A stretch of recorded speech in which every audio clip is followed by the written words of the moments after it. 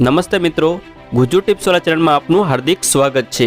આજના વિડીયોમાં આપણે સરદાર આવાસ યોજના વિશે આપણે આજે ચર્ચા કરવાના છીએ। આ યોજનાનો લાભ કોને મળવાપાત્ર છે, કયા કયા ડોક્યુમેન્ટની જરૂર પડશે, આ યોજનાના નિયમો અને શરતો શું છે, અરજી ફોર્મ કેવી રીતે ભરવું, તેને ક્યાંથી ડાઉનલોડ કરવું અને કઈ વેબસાઇટ ઉપરથી આપણે તેને ડાઉનલોડ કરીને આપણે ફોર્મ કેવી રીતે ભરવું અને આ ફોર્મ ભર્યા બાદ ડોક્યુમેન્ટને ક્યાં જમા કરવું, તે તમામ માહિતી આપણે આજના વિડીયોમાં આપણે લેવાના છીએ।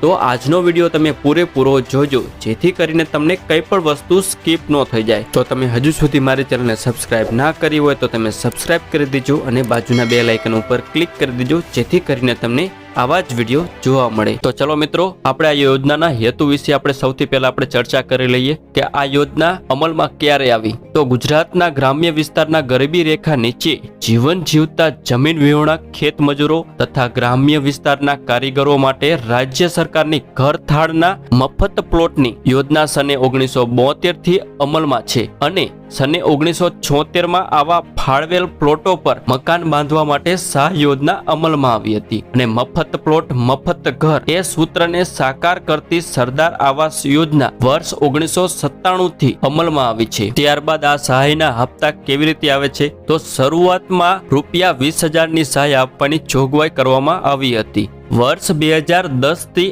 આ યોજના હેઠળ ₹45,000 ની સહાય 3 હપ્તામાં આપવાની જોગવાઈ કરવામાં આવી છે।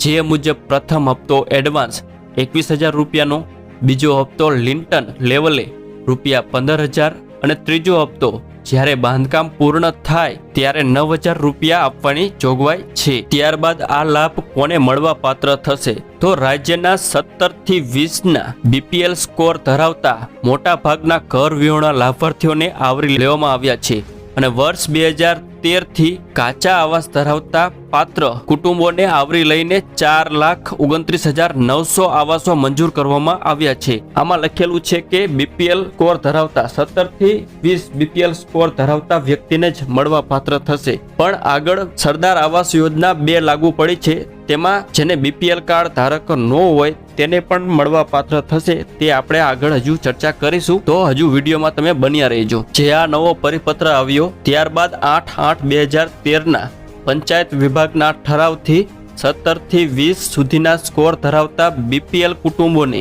ઇન્દિરા આવાસ યોજના હેઠળ આવરી લેવાની જોગવાઈ કરવામાં આવી છે અને આ યોજના હેઠળ પ્લોટ વિહોણા પાત્ર કુટુંબને મફત પ્લોટ ફાળવવાની જોગવાઈ કરવામાં આવી છે, જેથી લાભાર્થી કુટુંબ સરકારી સહાયથી પોતાનું મકાન બનાવી શકે। આમાં કયા કયા પ્રકારની સુવિધા મળવા પાત્ર છે તે આપણે જોઈએ। આ ઉપરાંત પ્લોટની ફાળવણી માટે જમીન સંપાદન કરવા તેમજ પ્લોટ વિકાસ કે માળખાકીય સુવિધાઓ જેવી કે પીવાનું પાણી, ગટર વ્યવસ્થા, આંતરિક રસ્તા, વીજળીકરણ જેવી સુવિધાઓ માટે પણ જોગવાઈ કરવામાં આવી છે, જેથી મફત પ્લોટ વિસ્તારના લાભાર્થીઓને ખૂટતી સગવડો પ્રાપ્ત થઈ શકે। આ પ્રકારની તમને સુવિધા તમને મળવાપાત્ર થશે। ત્યારબાદ સરદાર આવાસ યોજના 2 લાગુ કરવામાં આવી, જેમાં BPL સિવાયના કાચા આવાસ ધરાવતા કુટુંબોને સહાય આપવામાં આવશે। તો રાજ્યમાં સરકાર આવાસ યોજના 1 હેઠળ ઘર વિહોણા અને કાચા આવાસ ધરાવતા મોટા ભાગના BPL કુટુંબોને આવરી લેવામાં આવતા BPL સિવાયના કાચા આવાસ ધરાવતા કુટુંબોને મકાન સહાય આપવા સરદાર આવાસ યોજના 2 લાગુ કરવામાં આવી, જેનો પંચાયત વિભાગ દ્વારા તારીખ 18/2/2014ના ઠરાવથી અમલમાં મૂકવામાં આવેલ છે। આ યોજનામાં હેઠળ યુનિક કોસ્ટ 1 લાખ સામે રાજ્ય સરકાર દ્વારા 40,000ની સહાય આપવામાં આવે છે, જેમાં પ્રથમ હપ્તો મંજૂરીના હુકમ સાથે ₹10,000, બીજો હપ્તો લિંટલ લેવલે એટલે કે ટોયલેટ સાથે ₹20,000 અને ત્રીજો હપ્તો જ્યારે બાંધકામ પૂર્ણ થાય ત્યારે ₹10,000 આપવાની જોગવાઈ કરવામાં આવી છે। તો આ યોજનામાં તમારે કયા કયા ડોક્યુમેન્ટની જરૂર પડશે તે વિશે આપણે આજે ચર્ચા કરી લેવી। તો સૌથી પહેલા આપણે રહેઠાણનો પુરાવો, ચૂંટણી card, Aadhaar card, light bill, driving licence આ બધામાંથી કોઈ પણ એક ડોક્યુમેન્ટ જોઈશે। BPL નો દાખલો એટલે કે BPL નંબર, ક્રમાંક અને ગુણાંક લખેલ હોય તેવો, અને જે સરદાર આવાસ યોજના 2 છે તેમાં આ BPL નો દાખલો લાગુ પડશે નહીં। જાતિનું પ્રમાણપત્ર અને બેંક ખાતાની વિગત એટલે કે પાસબુકની નકલ જોઈશે। મકાન આકરણીની વિગતો, પ્રમાણિત દાખલો એટલે કે તલાટીના સહી સિક્કાવાળો અને બાહેધરી પત્રક દેવાનું રહેશે। અને નીચે નોંધ આપેલી છે કે ઇન્દિરા આવાસ યોજનાના લાભાર્થીઓને આ યોજનામાંથી બાદ કરવામાં આવ્યા છે. જેને ઇન્દિરા આવાસ યોજનાનો લાભ લઈ લીધો હોય તેને આ યોજનાનો લાભ મળવા પાત્ર થશે નહીં. તો ચલો મિત્રો, આપણે અરજી કેવી રીતે કરવી તે આપણે સમજી લઈએ. તો લાભાર્થીઓએ અરજી પત્રક મુજબ જરૂરી દસ્તાવેજ સાથે અરજી તાલુકા વિકાસ અધિકારીશ્રીને આપણે કરવાની રહેશે, જે તાલુકા પંચાયતની કચેરીએ કરવાની થશે. અરજી સાથે અરજદારનો ફોટો, કાચા આવાસના ફોટા અને બાંધકામના ફોટા સમયાંતરે રેકર્ડ માટે મોકલવાના થશે. અને આ અરજી પત્રકનો નમૂનો તમને ક્યાંથી મળશે તે આપણે પંચાયત વિભાગની વેબસાઇટ ઉપરથી આપણને મળી જશે.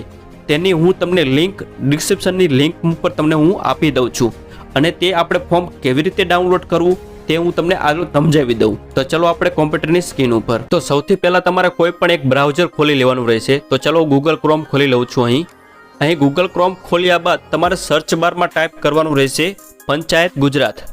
તો ચલો આપણે પંચાયત ગુજરાત ટાઈપ કરી દઈએ. અહીં પંચાયત ગુજરાત જેવું તમે ટાઈપ કરશો એટલે તમને આ પ્રકારની ડિસ્પ્લે જોવા મળશે. ત્યાં તમને સૌથી જ પહેલી વેબસાઇટ જોવા મળશે panchayatgujarat.gov.in. ત્યાં આપણે ક્લિક કરી દેવાનું રહેશે. તો ચલો આપણે ક્લિક કરી દઈએ એટલે તમને જે ગવર્મેન્ટ જે પંચાયત વિભાગની જે વેબસાઇટ છે ગુજરાતની તે તમારે અહીં આવી જશે. ત્યારબાદ આપણે અહીં ક્લોઝ કરી દઈશું એટલે તમને આ પ્રકારની ડિસ્પ્લે જોવા મળશે. ત્યાં તમને યોજનાઓનો ઓપ્શન જોવા મળશે. ત્યાં તમને સૌથી પહેલી જ યોજના જોવા મળશે સરદાર આવાસ યોજના. તો અત્યારે આપણે જોઈ લીધું છે, તે આપણે તમામ માહિતી આપણે લઈ લીધી છે. તો તે પહેલાં જોઈ લેવી તે કે પ્રકારની આપણે માહિતી છે. તો ત્યાં આપણે ક્લિક કરી આ તમામ માહિતી મેં તમને અત્યારે આપી દીધી છે, અહીં તમને જોવા મળશે. અને સરદાર આવાસ યોજના 2 આપણે જોઈ તે તમામ માહિતી અહીં છે. અહીં આપણે ફોર્મ કેવી રીતે ડાઉનલોડ કરવું તે આપણે સૌથી પહેલાં આપણે જોઈ લઈએ. તો તમારે ફોર્મ આપણે અહીં હોમ પેજ ઉપર આપણે આવતા રહીશું. અહીં જેવું હોમ પેજ ઉપર આપણે આવતા રહીશું એટલે તમને સૌથી નીચે જોવા મળશે જિલ્લો પસંદ કરો. અહીં આપણે ક્લોઝ કરી દઈશું. અહીં જિલ્લો પસંદ કરો, ત્યાં આપણે જિલ્લો પસંદ કરી લઈશું. તમારે જે જિલ્લો લાગુ પડતો હશે તે તમારે જિલ્લો પસંદ કરી લેવાનું રહેશે. અહીં કોઈ પણ એક અત્યારે આપણે જોવા પૂરતો કોઈ પણ એક જિલ્લો પસંદ કરી લઈએ. અહીં સુરેન્દ્રનગર જેવું તમે પસંદ કરશો એટલે થોડીક પ્રોસેસ લેશે, તમારે રાહ જોવી પડશે તમારા નેટના હિસાબે. ત્યારબાદ આપણે અહીં યોજનામાં આવી જઈશું. આ ક્લોઝ કરી દઈશું. યોજનામાં આવી ગયા બાદ આપણે સરદાર આવાસ યોજના ઉપર આપણે ક્લિક કરી દઈશું એટલે તમારે જે ગુજરાતની જે પંચાયત વિભાગની સાઇટ છે તેવી તમારે આવી જશે અહીં યોજના વિશે આપણે. ત્યારબાદ સૌથી નીચે આપણે આવવાનું રહેશે. ત્યાં તમને જોવા મળશે સરદાર આવાસ યોજનાનું અરજી પત્રક. ત્યાં આપણે ક્લિક કરી દેવાનું રહેશે એટલે તમને આ પ્રકારની અહીં અરજી પત્રક તમને જોવા મળશે. તેના ઉપર આપણે ક્લિક કરશો એટલે તમારે એ અરજી પત્રક અહીં આ પ્રકારે ખુલી જશે. અહીંથી તમારે ડાઉનલોડ કરી લેવાનું રહેશે. તો ચલો આપણે અહીંથી આપણે ડાઉનલોડ કરી લઈશું અરજી પત્રકને અને આપણે ડેસ્કટોપમાંથી અહીં સેવ કરી લઈશું. ત્યારબાદ આપણે ક્લોઝ કરી દઈશું અને આપણે આ અરજી પત્રકને અહીં ઓપન કરી લઈએ એટલે તમને આ પ્રકારનું અરજી પત્રક તમને જોવા મળશે. આ અરજી પત્રક તમારે કોઈ પણની જે ભણેલા ગણેલા વ્યક્તિની તમારે સહાય લઈને તમારે આ અરજી પત્રક તમારે ભરી લેવાનું રહેશે. આ અરજી પત્રક ભર્યા બાદ તમારે તાલુકા પંચાયત કચેરીએ જઈને જે તાલુકા વિકાસ અધિકારીઓ હોય તે તમારે ડોક્યુમેન્ટ સાથે તમારે તે રજૂ કરવાનું રહેશે અને આ રેશન કાર્ડની ઝેરોક્સ તેમાં સામેલ કરવાની રહેશે. તો તમને મારો વિડીયો તમને ગમ્યો હોય તો તમે સબસ્ક્રાઇબ કરી દેજો અને બાજુના બેલ આઇકન ઉપર ક્લિક કરી દેજો, જેથી કરીને તમને આવા જ વિડીયો તમને મળતા રહેશે. થેન્ક યુ મિત્રો.